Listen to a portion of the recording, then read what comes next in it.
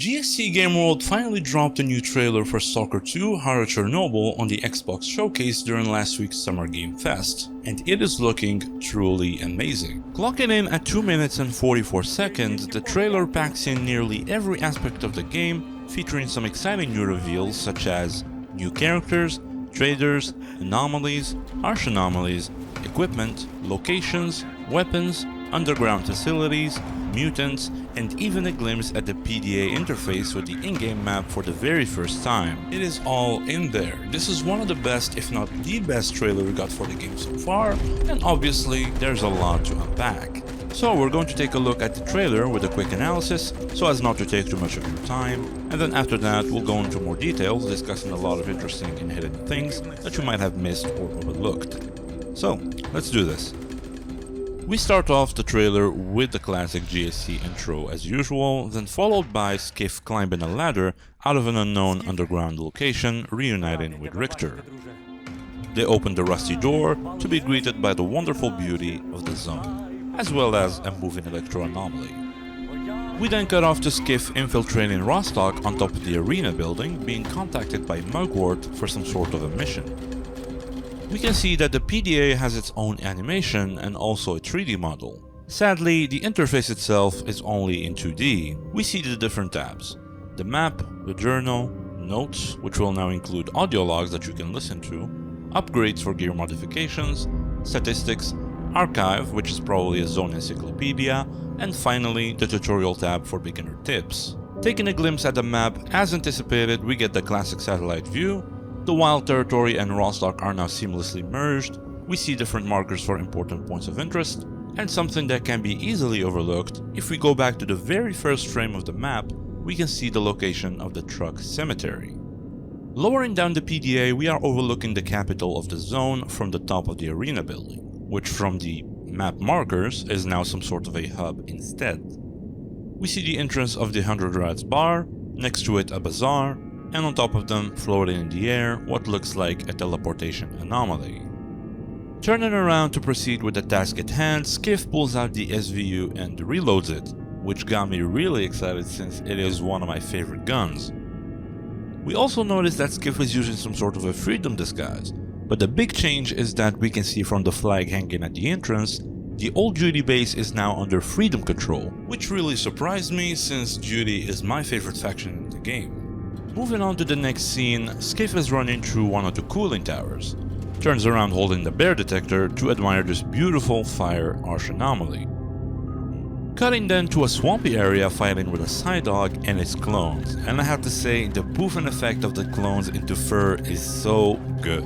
We jump to the abandoned school in Pripyat with a very detailed environment, to fighting with a poltergeist with his new shielding ability, to another combat scene at a cement factory in the Dark Valley with some very beautiful graphics and rainy weather.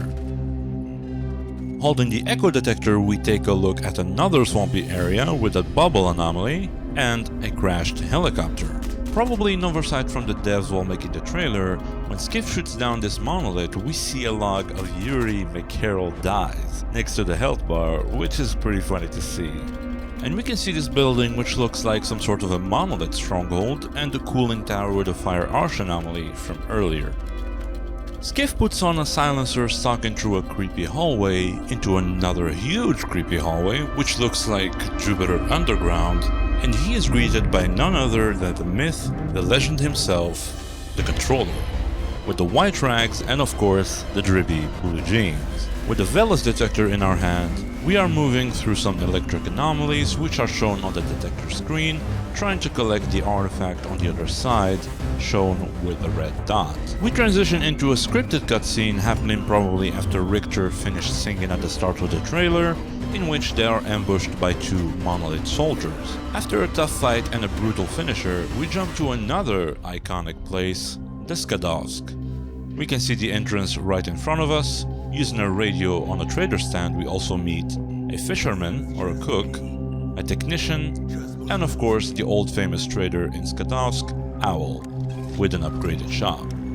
Reloading an RPG-7, and for a good reason, or should I say a huge reason, Skiff is being chased by a pseudo-giant in the Wild Territory.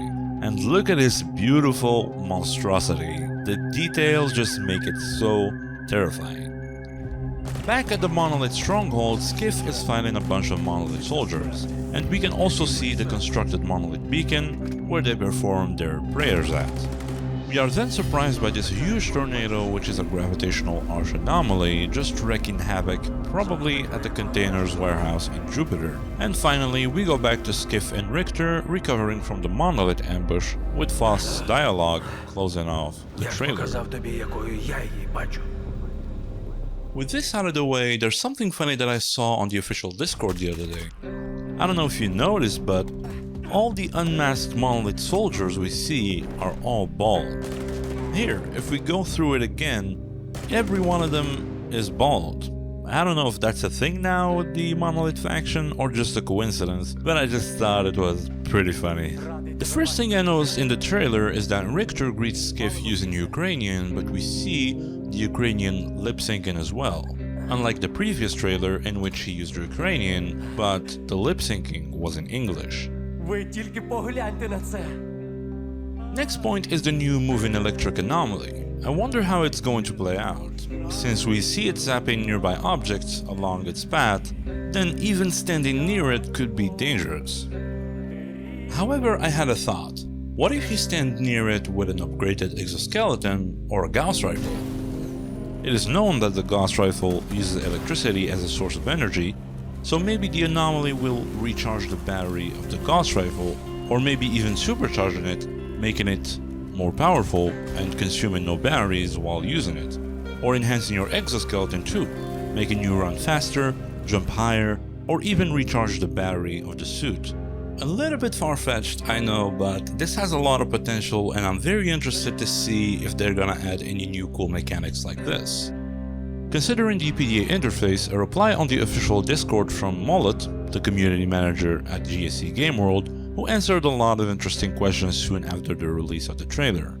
As you can see on this image, most of the tabs are pretty self-explanatory, but the interesting parts about this are the upgrade tab, where you will be able to see how you can modify your gear, and it also shows you which resources you need to provide for the technicians for them to be able to install those upgrades, and the notes tab that also includes audio logs, which I think are a great addition to the game. However, when asked about the archive tab, he replied, "It's a secret," but I still hang on to my assumption of it being just some sort of a zone encyclopedia, just like in the original games, and the same goes with the statistics tab.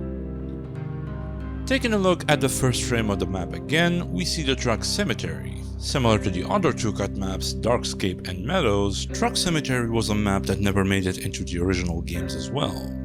But it was confirmed to be included in the sequel during this scene from the previous trailer, Not a Paradise. And now with this reveal, I'm happy to see that it's going to be at least located slightly similar to its real-life counterpart. As for me personally, this plays a great deal in world building and immersion.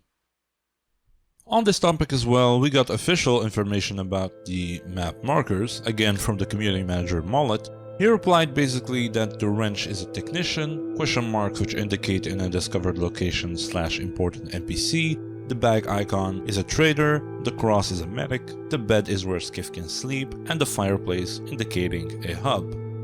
He also said that the blue flag is a side quest location. He specified that they could change its color and that the UI elements in general can still receive some small adjustments before the release.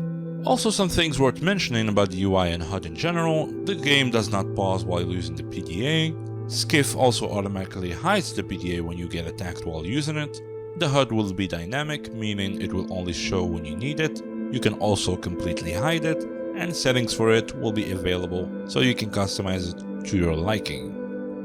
Another quick note is that the inventory will have a backpack opening animation, which was confirmed by players who tested the latest demo. Moving on, we can see the 100 Rods bar entrance. The barman is confirmed to still be the owner by this official picture. We can see that the bar itself received some sort of a nice renovation too. And we also spot the trophy of one of the new mutants coming into the zone, the deer. The bazaar next to it, however, we can only speculate that maybe it is some sort of a black market. Worth to note, since we are facing directly south, I could be wrong, but slightly to the east we can see the huge antenna in the Zalicia village, since it is located exactly in that direction. Also in this frame here, where we are facing northeast, we can spot the nuclear power plant in the distance. We can assume as well that the disguise system is going to be a thing in the game, since now we know that Rostock is under Freedom control and the shot Stalker is from the Freedom faction. Skiff must have used the Freedom costume he is wearing to infiltrate the place. In this same scene we see the 1 in the chamber mechanic is still there when reloading the SVU. When you go from 10 bullets to 11 bullets, we can see a hold breath mechanic. However, looks like the picture-in-picture scope technology is no longer applied. As Skiff scopes in on the Freedomer, the whole image zooms in too. On the topic of guns, as shown with this heavily modded submachine gun, we will be able to customize our weapons on the go by attaching scopes, suppressors, grenade launchers, and other magazine variants. Going back to the scene with the fire arch anomaly, in this frame we can spot the unfinished cooling tower. Speaking of arch anomalies, this huge tornado is also confirmed to be an arch anomaly. Looking at the Velos detector in hand, the detectors shown in this trailer are the Velos detector here, as well as in this scene here, the bear detector in the previous scene, and the echo detector in this one. The new bubble anomaly is also quite interesting. I wonder how lethal it is. I assume maybe it will imprison you when you run into it, slowly choking you from lack of oxygen or something. In another swampy area fighting the side dog, we can see that one of the CloZ actually moves the tire on the ground. This is a very subtle detail, but I wonder if all the objects in the world will be dynamic, like these tables and chairs. That would be very impressive. Mostly noticed in these fighting scenes, it's obvious that the AI is kinda janky. We know that there will be 4 different difficulties just like in the trilogy, so hopefully the game in these trailers is being played on rookie difficulty. In the scene where our good friend Yuri McCarroll dies, the building as well as the cooling tower and the unfinished one are actually seen in the snippet from the E3 2021 trailer, with the stranger on the roof. Diving deep into the Jupiter Underground, or it could be a whole new underground facility to be fair, we face the controller. He has received quite the visual upgrade while still maintaining its original look, which is great to see. Although we know that there's going to be new variants of each mutant, depending on which environment they are living in.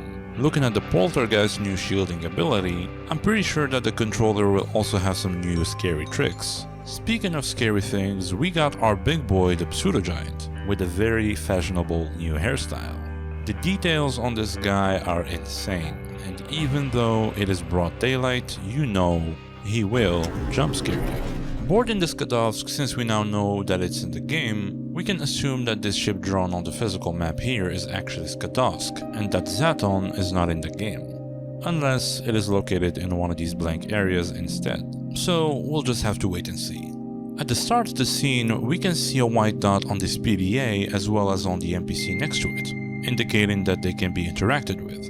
We notice this poster with some technician tools apparently displayed all over the place for whatever reason. People also said that this is Beard shown on this stand, but I'm afraid to say, where did the beard go? Honestly, I don't think this is Beard. Plus, if we check out this frame, we can see that they are wearing a reverse bandana, and in this frame here, they are wearing an earring. So, female stalkers confirmed? Probably not, but it is possible. And finally, a bit of nostalgia to close off this analysis, we can spot the classic Cossacks vodka and the original non-stop energy drink. Very nice. Overall, a nicely done trailer. Yes, there are some issues like the gun popping off weirdly in front of enemies when downed, the missing picture-in-picture scopes like you see in here, the AI being a bit janky, but nevertheless, this was a very informative trailer with good variety, showing off the insane Unreal Engine 5 graphics, multiple game features, mechanics, and good insight about the game world in general. And not to forget the double down on the release date, as well as the confirmation from Mullet that it is indeed final. Anyways, this is my first video on YouTube. If you are still here, my name is CloZ. I've been playing Stalker since like 2010 or something. It is my favorite game of all time, from playing the trilogy multiple times to Misery Mod, call it Chernobyl, Lost Alpha, story mods, and of course Anomaly with its mod packs. And with the release of Stalker 2 just around the corner, this got me excited enough to finally start creating content for the franchise as well as other games that I enjoy in general, since gaming is one of my passions. As I like to say, musician in mind, gamer at heart. So, if you enjoyed the video, please do me a favor and click the like button, and make sure to subscribe if you enjoy Stalker content as well. I'm gonna be putting more videos in the upcoming weeks. And of course, I'll be covering Stalker 2 when it finally releases. So, thank you so much for watching this whole thing, and of course, good hunting, Stalker.